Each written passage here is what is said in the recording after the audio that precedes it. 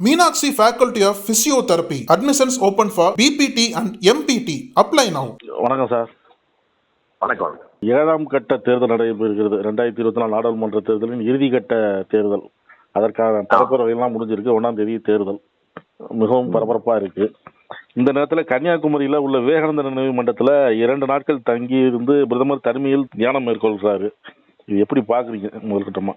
இந்திய அரசியல் சட்டம் என்பதும் தேர்தல் விதிமுறைகள் என்பதும் பாமரனுக்கும் பிரதமருக்கும் 2 ஒன்றுதான். சாதாரணமாக இன்றைக்கு எங்கேயோ தேர்தல் நடந்தாலும் தமிழ்நாட்டில் ஒரு இரங்கல் கூட்டம் போடுவதற்கு கூட தேர்தல் விதிமுறை போடுவது கூடாது அப்படிங்கிற லெவல்ல இங்க இருக்கு. நான் உங்களுக்கு தெளிவா சொல்லணும்னா, எங்க ஊர்ல ராஜீவ் காந்தியுடைய நினைவு நாள் அன்று அவர் சிலைக்கு மாலை போடுவது கூட 10 பேர் சேர்ந்த மாதிரி வரக்கூடாதுன்னு போலீஸ் சொன்னாங்க. அப்படி இருக்கிற போது இவர் இங்க வருவது அவருக்கு மட்டும் தனி சட்டமா என்பது ஒன்று. இதற்குள்ளே ஒரு அரசியல் இருக்கிறது என்பதை நாம் புரிந்து கொள்ளணும். என்ன அரசியல்? விவேகானந்தர் ராமகிருஷ்ண பரமஹம்சருடைய சீடர் அவர். அந்த ராமகிருஷ்ண பரமஹம்சர் விவேகானந்தர் இவருடைய பாதிப்பு மேற்கு வங்காளத்தில் உண்டு. ராமகிருஷ்ண மடங்கள் அங்க ஏராளமா இருக்கு. இப்ப கடைசி கட்ட தேர்தல் வங்காளத்தில் நடக்கிற போது அந்த விவேகானந்தர் பாறைக்கு இவர் வருகிறார் என்ற செய்தி கூட அந்த உணர்வுள்ள அந்த மக்கள் மத்தியில் ஒரு பாதிப்பை உருவாக்கும் அப்படிங்கிறதுக்கு தான் இவர் வர்றாரே ஒழிய வேற எதுக்கும் இல்லை. அமைதியை தேடி வர்றவரையா 2 நாள் கழிச்சு வரலாமே, இப்பயே வரணும். அதனால இது யதார்த்தமாக இவர் வருவதை போல தோற்றமளித்தாலும் இதற்குள்ளே ஒரு ஆழமான அரசியல், சூது அரசியல் ஒளிந்திருக்கிறது என்பதை நாம் புரிந்து கொள்ளும். அப்பதான் இது உண்மை நமக்கு தெரியும். இதுல அந்த மாதிரி அரசியல்லாம் இல்ல. இவரு 2014 இது மாதிரி தான் போய் ஒரு தியானம் பண்ணாரு ஊபியில. 2019 கேதார்நாத்ல போய் நம்ம இருந்தாரு. மின்வசதி கூட இல்லாத அறையில காவி உடையனும் தியானம் இருந்தாரு அப்படிங்கிறாங்க. முன்னாலேயே சொல்லிட்டாங்க, கேதார்நாத்துக்கு போகட்டும் இல்ல பத்ரிநாத் போகட்டும், இங்க மேலோகத்துல போய் கூட தியானம் இருக்கட்டும், நம்ம வேணாம்னு சொல்லல. இங்கே விவேகானந்தர் அந்த பாறைக்கு வருவதற்கு காரணம் இதுதான் சொன்னேன். அடுத்து உங்களுக்கு சொன்னாதான் உங்களுக்கு வெளிப்படையா புரியும் நினைக்கிறேன். விவேகானந்தர் இடத்துல உட்கார்ந்து பேசுவதற்கான தார்மீக யோகிதை இவருக்கு இருக்கிறதா என்கின்ற கேள்வியை நான் பகிரங்கமா கேட்கிறேன். ஏனென்றால் இந்த உலக வரலாற்றிலேயே முதலாக உலக மக்கள் முழுவதும் கவனத்தை ஈர்க்கின்ற வகையிலே இவர் சிகாகோவில் பேசினார் விவேகானந்தர். அந்த பேச்சு பிரதர்ஸ் அண்ட் சிஸ்டர்ஸ், சகோதர சகோதரிகளே என்பதுதான். அதுவரை உலகத்தில் யாரும் அப்படி சொன்னதில்லை. உலகத்தின் எந்த மூலையில் ஒருவன் பிறந்தாலும் எல்லோரும் நம்முடைய சகோதர சகோதரிகள் என்கின்ற நினைவோடு இருப்பதுதான் மனிதனுடைய செயலாக இருக்க முடியும் என்பதை உலகத்திற்கு உணர்த்தியவர் விவேகானந்தர். அவர் எந்த இடத்துல தியானம் செய்தாரோ அந்த இடத்துல ஒரு போகிற போது அந்த கொள்கைக்கு ஒத்து போனவர் ஒருத்தர் போனார்னா நியாயம் இருக்கு. அவர் உலக மக்களையே ஒன்றாக பார்க்கணும், சகோதர சகோதரிகளை பார்க்கணும் விவேகானந்தர். அவர் இடத்துக்கு போய் உட்கார்ற இவர் யாரு? எந்த ஊருக்கு போனாலும் அங்க இருக்கிற மக்களை பிளவுபடுத்துகின்ற வேலை, மதத்தின் பெயரால், மொழியின் பெயரால், இனத்தின் பெயரால் பிளவுபடுத்தி அதிலே தனக்கு என்ன அரசியல் லாபம் கிடைக்கும் என்று நினைக்கிற ஒரு குறுமதியாளர். இவர் அந்த இடத்திலே போய் உட்காருவது எதேச்சியானது, யதார்த்தமானது என்று யாராவது நினைத்தால் அவருக்காக நான் அனுதாபப்படுகிறேன், அல்லது அவருடைய உள்நோக்கத்துக்காக அவர் மீது ஆத்திரப்படுகிறேன். மேற்கு வங்க தேர்தலுக்காகன்னு சொன்னீங்க ஒண்ணு. இன்னொன்னு 3 முறை முதல்வர், 2 முறை பிரதமர், தொடர்ந்து 25 ஆண்டு காலம் அதிகாரத்தில் இருந்தாரு. அந்த அதிகாரத்துல மேல ஒரு அந்த அதிகாரம் கைவிட்டு போதுன்னு ஒரு பயம் வந்துருச்சா? அதுக்காக பயந்து இந்த மாதிரி ஒரு அந்த 7ஆம் கட்ட தேர்தல்ல அந்த வாக்கை வாங்கணும்னு நினைக்கிறாரா? அது 7ஆம் கட்ட தேர்தல் குறிப்பிட்ட மேற்கு வங்கத்தில் இந்த எண்ணமுடையவர்கள் அதிகம் இருக்கிறார்கள். அவர்களை இன்ஃபுளுன்ஸ் பண்றது ஒன்றை தவிர இதுக்கு வேறு காரணம் இல்லை. நான் உங்களை பார்த்து திரும்பி கேட்கறேங்க, அவர் பெரிய இந்த நாட்டுடைய பிரதமர், மக்கள் தேவை இருக்கிறார்ல. தமிழ்நாடு வரலாறுலயே 5000 ஆண்டு கால வரலாறுலயே கஜா புயலுக்கு போல ஒரு மோசமான சுற்றுச்சூழல். அப்ப இவர் தானே பிரதம மந்திரி. வந்து பார்த்தாரா? வரல. இந்திய நாட்டுடைய வரலாறுலயே ஒரே ஒரு நாள் ஒரு இடத்துல 94 மில்லிமீட்டர் மழை பெய்ஞ்ச வரலாறே கிடையாது. தூத்துக்குடி பெய்ஞ்சது 10 நாளைக்கு முன்னால வெள்ளத்துல மக்கள் செத்தாங்கல்ல, அப்ப வந்து பார்த்தாரா? அப்பெல்லாம் பார்க்க துடிப்பு இல்லாத இவருக்கு இன்னைக்கு என்ன புதுசா துடிப்பு வருது? அவருக்கு அமைதி வேணும்னா வீட்டுல போய் உட்காந்துக்கிட்டு சார் எங்கேயாவது. இங்கேயே பொது இடத்துக்கு வர்றாரு. இங்க வர்றதுக்கு முன்னாலதான் ஒரிசால போய் பேசிட்டு வந்தாரு. ஒரிசால இருக்கிற ஒரே ஒரு வி.கே. பாண்டியன் தமிழ்நாட்டுக்காரரு, அவர் பேசுறதுக்கு பதிலா அங்க இருக்கிற பொக்கிஷ சாவியே தமிழ்நாட்டுல இருக்குன்னு பேசுறாரு. இந்த ஒரிசா மக்கள் ஆளுமையுடைய மறைமுகமா ஒரு தமிழன் ஆளக்கூடாதுன்னு பேசுறாரு. இவர் விவேகானந்தர் பாறையில் உட்கார்வதற்கு எந்த விதமான அடிப்படை அருகதையே இவருக்கு இல்லை.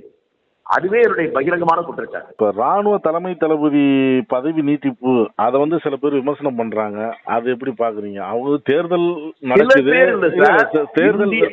தேர்தல் நடக்கிற நேரத்துல இந்த பதவி நீட்டு, அதாவது அவரு இந்த நியமனம் வேணாம், அதனாலதான் அவங்க இந்த பதவி நீட்டிப்பு பண்ணிருக்காங்க அப்படிங்கிறாங்க. அதாவது சில பேர் அல்ல, இந்திய அரசியல் சட்டப்படி சில மரபுகளை காலங்காலமாக எல்லாரும் கட்டி காப்பாங்க. தேர்தல் நேரம், இப்ப தேர்தல் நடக்கிற நேரத்துல மத்திய அரசு நேரடி தன்னுடைய அதிகாரங்களை முக்கியமான விஷயத்துல பயன்படுத்தக்கூடாதுன்னு இருக்குங்க. ராணுவ தளபதி என்பது மிக முக்கியமான ஒன்று. தேர்தல் ரிசல்ட் வர்றதுக்கே 4ஆம் தேதி தான் இருக்கு. இன்னும் எத்தனை நாள் இருக்கு? 10 நாள் கூட இல்ல. இந்த நேரத்தில் ராணுவ தலைவரை மாற்றுவதற்கு என்ன நோக்கம் இருக்கு? அதுக்கு உள்நோக்கம் இருக்குன்னு தானே எடுத்துக்க முடியும். காலங்காலமா இருக்கிற மரபை காலிலே போட்டு மிதித்து விட்டு நான் எதையும் செய்வேன், எப்படியும் செய்வேன், யாரையும் மாற்றுவேன், எதையும் செய்வேன் என்கின்ற இடத்துக்கு அவர் போயிருக்கிறார். அதை மீண்டும் ஒரு முறை நிரூபிக்கிறார். இதை ஜனநாயகத்தில் நம்பிக்கை இருக்கக்கூடிய இந்திய நாட்டை நேசிக்கிற யாராலும் ஏற்றுக்கொள்ள முடியாது. காங்கிரஸ் கட்சிக்கு வாய்ப்பு எப்படி இருக்கு? காங்கிரஸ் கட்சியின் தலைமையில் புதிய ஆட்சி வருவதில் எந்த சந்தேகம் எனக்கு இல்லை. 4ஆம் தேதி அறிவிப்பு மட்டும்தான் நான் எதிர்பார்த்துட்டு இருக்கேன். இந்த நேரத்தில் அதனாலதான் இவருக்கு ஏற்பட்டிருக்க பதட்டம், அந்த பயம், அதனாலதான் தப்பா பல காரியங்களை செய்யறாரு. இல்லைன்னா ஒரிசால போய் நீங்க தமிழ்நாட்டு மறைமுகமா தமிழன் ஆள்றது அனுமதிக்க கூடாதுன்னு சொல்லுவாரா? அங்க இருக்கிற பூரி ஜெகநாதர் கோயில் இருக்கிற பொக்கிஷ சாதி தமிழ்நாட்டில் இருக்குன்னு சொல்லுவாரா?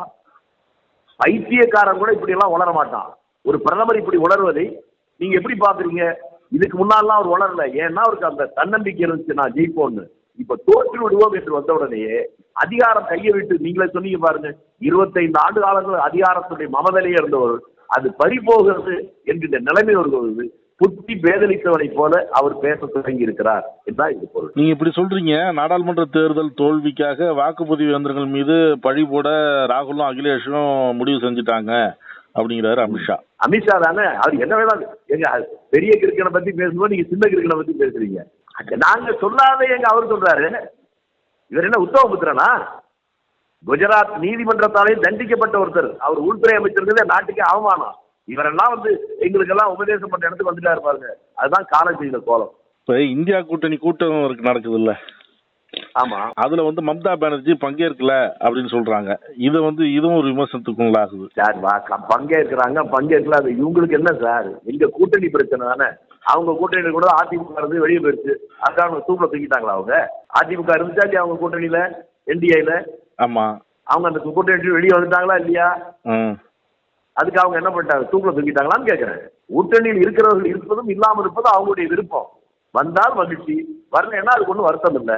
நாங்கள் மற்றவர்கள் நாங்கள் ஒன்று கூடி பேசுறோம், அவ்வளவுதானே. அது இப்படி பார்க்கலாமா? ஒருவேளை அந்த மேற்கு வங்கத்துல முக்கியமான தேர்தல், 7ஆம் கட்டத்துல நடக்கிற தேர்தல்ல எங்களுக்கு வாய்ப்பு அதிகமா இருந்தது, அதனால இந்த தேர்தல்ல அங்க கண்டிப்பா நான் இருந்தாகணும், அதுக்காக அங்க இருக்கிறாங்களா? நீங்களே கேள்வி கேட்டு நீங்களும் பதில் சொல்லிட்டீங்க. அவர் வராமல் இருப்பதற்கு காரணம் தேர்தல் அன்னைக்கு இந்த கூட்டம் வச்சிருக்கிறாங்க. அந்த தேர்தல் அவங்க ஊர்ல நடக்கிற தேர்தல்னால அவர் அங்கு இருப்பது முக்கியம் என்று அவர் நினைப்பதால் வரல. உங்க கேள்விக்கு உங்களுடைய பதில் அதே நான் உங்களுக்கு தெரியும் நினைவு. நன்றி சார். நன்றி சார். தமிழகத்தின் அரசியல் புலனாய்வு வரலாறு நக்கீரன் பப்ளிகேஷன்ஸ். இந்த கோடை விடுமுறையை புத்தகங்களுடன் கொண்டாடுங்கள். கோடை காலத்தை முன்னிட்டு ஏப்ரல் 23 முதல் மே 30 வரை நக்கீரன் வெளியீடுகளான அனைத்து நூல்களுக்கும் 25% சிறப்பு தள்ளுபடி. புத்தகங்களால் கோடையை கொண்டாடுவோம். நக்கீரன் டிவிக்கு சப்ஸ்கிரைப் செய்யுங்கள். உங்கள் ஆதரவே எங்கள் பலம். ஆசிரியர்களுக்கு நண்பனாகவும் மாணவர்களுக்கு ஆசானாகவும் திகழும் தேர்வு வழிகாட்டி. ஒவ்வொரு பாடத்திற்கும் அனுபவமிக்க ஆசிரியர்களின் துல்லியமான தெளிவான விடைகள். CNC இருக்கு, தேர்வு பயம் எதற்கு? இது தீரன் பப்ளிஷிங் ஹவுஸ் விற்பனை வெளியீடு.